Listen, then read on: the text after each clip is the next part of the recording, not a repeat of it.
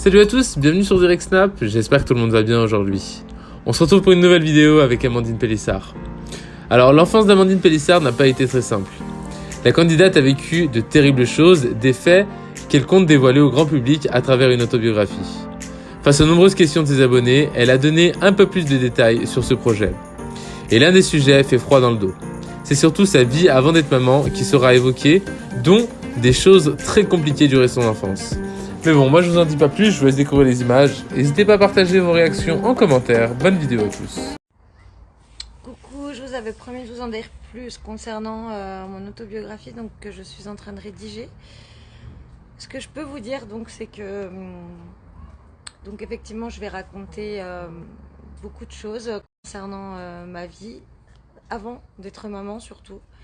Des choses assez compliquées concernant mon enfance qui se sont passées, que j'ai vécues, notamment chez mon papa, où j'ai été victime d'inceste par le biais d'un membre de sa famille.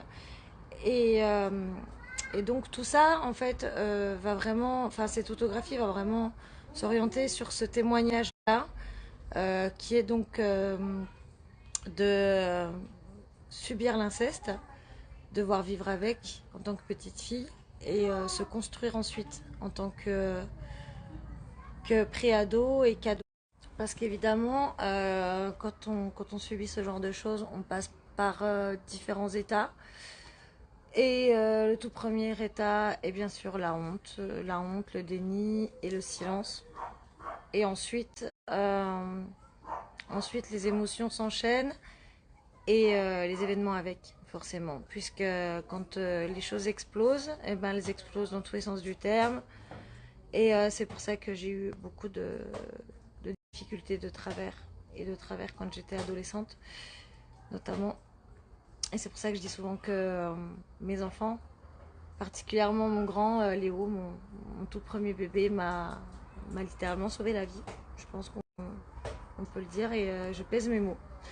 Voilà, donc ce sera à découvrir dans mon autobiographie qui sera publiée sans doute au début de l'automne, puisque je suis encore en pleine ébauche. Ce n'est pas Voilà, donc tout ça, vous pourrez le découvrir pour ceux qui en ont envie dans cet ouvrage.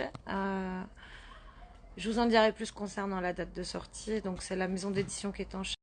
Et concernant aussi les questions qu'on m'a posées par rapport à l'édition, donc oui, j'ai eu la chance de trouver une maison d'édition. Ce n'est pas de l'auto-édition, donc puisque c'est bien une maison d'édition qui va se charger de le publier. Donc tout ça, de toute façon, vous le verrez en temps voulu. Et en attendant, eh ben, moi, je vais terminer d'achever mon ouvrage. Voilà, je vous souhaite une bonne soirée et je vous dis à bientôt.